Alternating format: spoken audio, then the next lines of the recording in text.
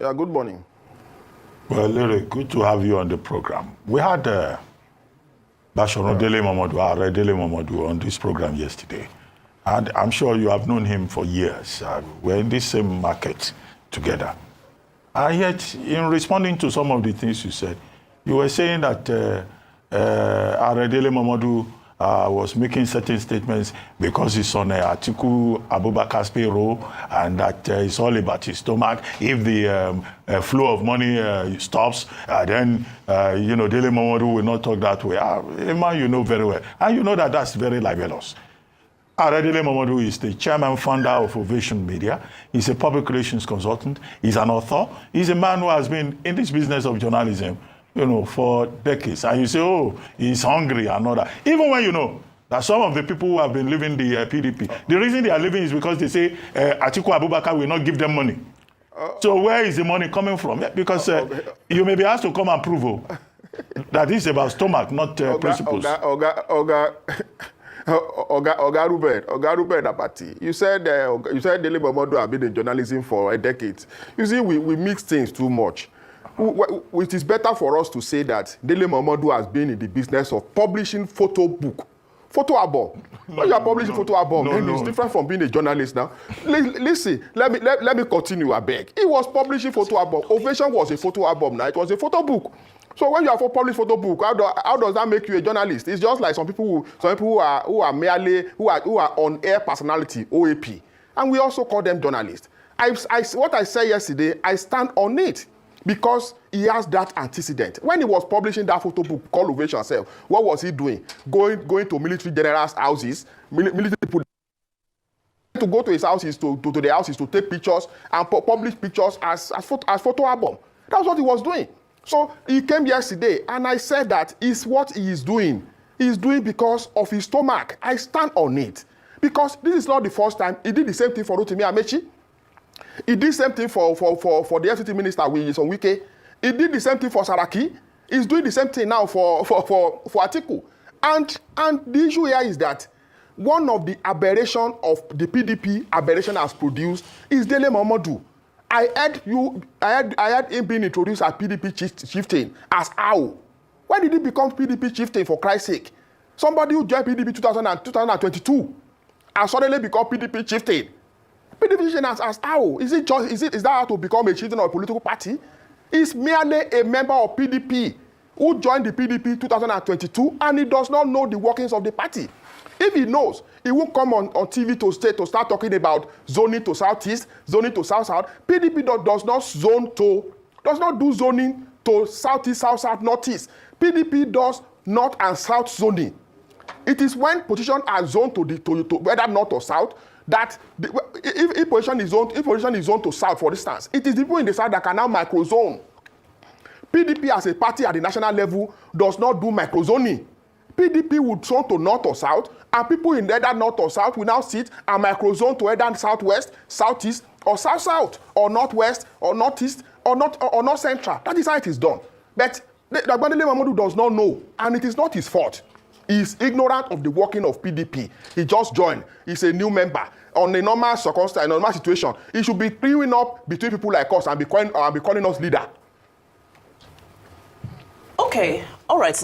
Now, you've said a lot. You've said a lot in that. But there's one thing you have not addressed, which is that what happened between Nyesom Wike and Peter Obi? Because that was the crux of the issue, is that Nyesom Wike frustrated Peter Obi out of the party. Tell us what happened, your version of events. Okay. How did Wike frustrate Peter Obi out of PDP? Only one person.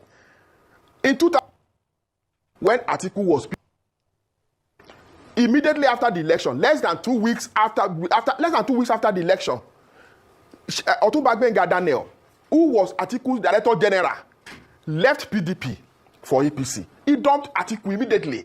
Was it Wike that made Gbenga Daniel to dump Atiku at that time? Now, after the 2023 election, Daniel Buala was Atiku's spokesperson. He dumped him. Reno Omokri was part of his media people. Reno Omokri dumped was his bomb. Former Governor Udomi Manuel was the chairman of PDP campaign council, presidential campaign council. He is the leader of Governor Moeno. Umeno is on his way out of PDP, meaning that former Governor Dom Emmanuel is also on his way out of PDP. So somebody who was chairman of Atiku's campaign in 2023 is on his way out of PDP. The person was his running mate has left PDP. Was it Wike that made Okowa to leave? So is it also Wike that is making Dom Emmanuel to want to leave? The issue is this. Let us address the personality of Atiku Abubakar.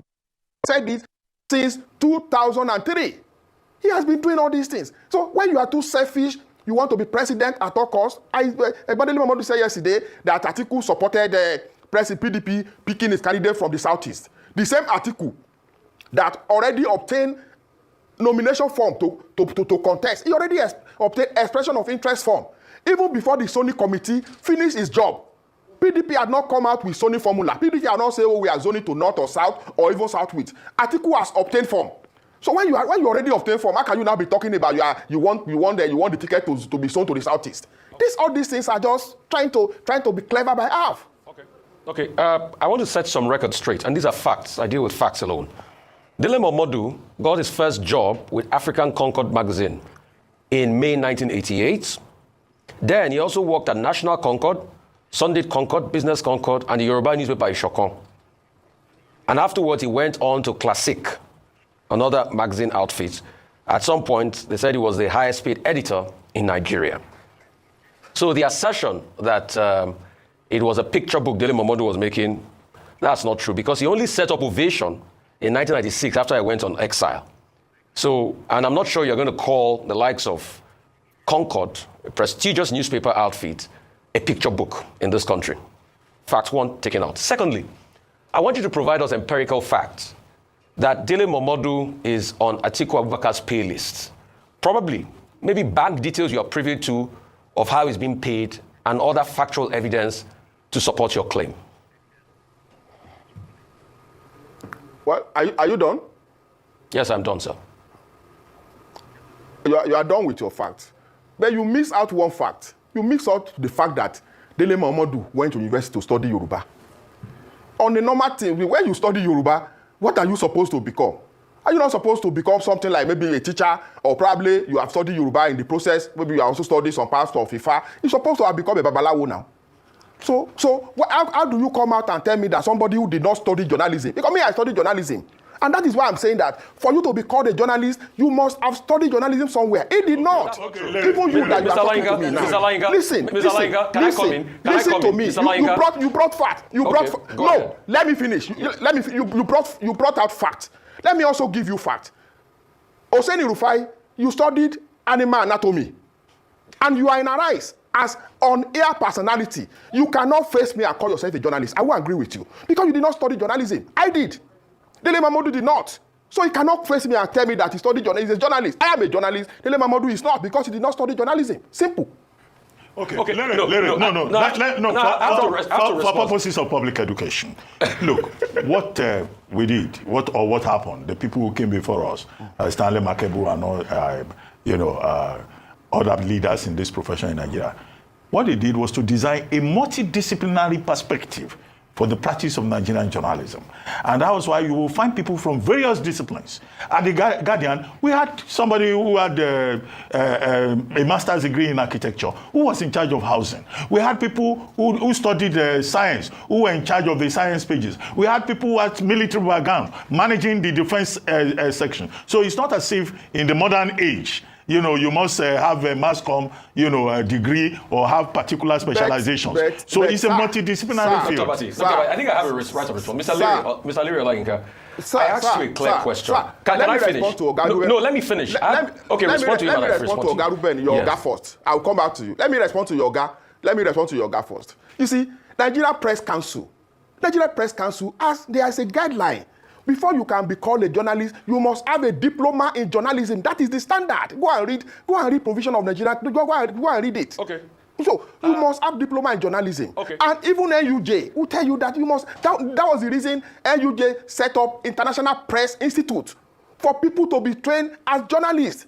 That was the reason. The reason NIJ was set up was for people to be trained as journalists. For you to become a journalist, even if you have obtained degree, you must go to either NIJ, International Press Institute to do a diploma, a 1-year diploma in journalism. That is a standard. If you have not done that, to my mind, you are not a trained journalist. Okay, Mr. Leary, Olayinka, I mean, a couple of things. Number one, I asked you a question and you pivoted. Rufai Oseni was not the subject matter. The fact at first, your assertion was that Mr. Dele Momodu was printing a picture book, and I proved you wrong by giving you facts that I worked with Concord, a reputable outfit. I'm no longer hearing that. And for your education, it's obvious you don't even know that journalism is broad. And there needs to be a lot of education. There's multidiscipline in journalism. And I have also done a lot of work and a lot of training in this business across board, being a journalist for over 20 years. So your assertions are wrong, and obviously it is incumbent on you to get a lot of education. But the question I asked you that you pivoted from was for you to prove. Okay, we'll go for a quick break now, we'll come back. Okay, so as I was saying before, welcome back our audience. So like I was saying before, I see all the intentions to be able to digress and bitch around bush, but let me go to the facts of the matter. You made an allegation that Dele Momodu is on Atiku Abubakar's payroll. I want you to provide evidence of bank transfers and how Atiku Abubakar has been paying Dele Momodu. We want facts only, and we don't want any form of digression. We just want facts on this matter. You made an allegation, so you should prove. You see, you were the one trying to digress. When Dele Momodu was here yesterday, he made the allegation. You did not puncture his allegation. You did not defend me. Now I am here talking about Dele Momodu. You are the one defending Dele Momodu. And I will suggest that next time you are bringing Dele Momodu, bring me too. Let him sit and I sit, so that the two of us cannot be the one talking. You will not be the one talking on his behalf. Mr. Leary, answer the question. Mr. Leary, just answer the question. Listen, I will answer your question. Yes, please. I will answer your question. And don't also be forceful about telling people to answer the question, because I have right not to answer your question. I will answer your question. Dele Momodu was Atiku's campaign spokesperson, and he collected money. He cannot tell me that he did not collect money. We're running into millions of naira, more than 500 million. He can let him come here, sit on your studio, look me in the eye, and tell me that he has not collected more than 500 million naira from Atiku Abubakar. Let him come and face me like this. Bring him to this studio and bring me too. Don't be the one trying to defend him. Bring him. You can reschedule this program for tomorrow. I'm here. I'm half time. Bring him here. Let him sit here. Leary, as spokesperson of Atiku's campaign, did he not collect money? Okay, Leary. Yes. Let's leave personality issues. The personality side, persons have the right to defend their own integrity. You said Dele Momodu has a degree in Yoruba. He also has a master's in literature in English. But let's leave all these personality things. Now, let's talk about... I should be writing books now. Let's talk about more substantive issues. Now, one, there is talk in the community about coalition politics. Where do you think that is going? The APC believes that coalition politics, it will work, that it is a democracy. Some other people say, it is not going to work. They say, it's not going to affect either President Tinubu or the APC in any way. Now, what do you think about this coalition politics, the personalities involved? Let's deal with that. The moment you are doing coalition, and that coalition is to support one person's ambition. Who is talking about coalition? Alhaji Atiku Abubakar. And who is thinking about benefiting from coalition? Alhaji Atiku Abubakar. How will coalition now work?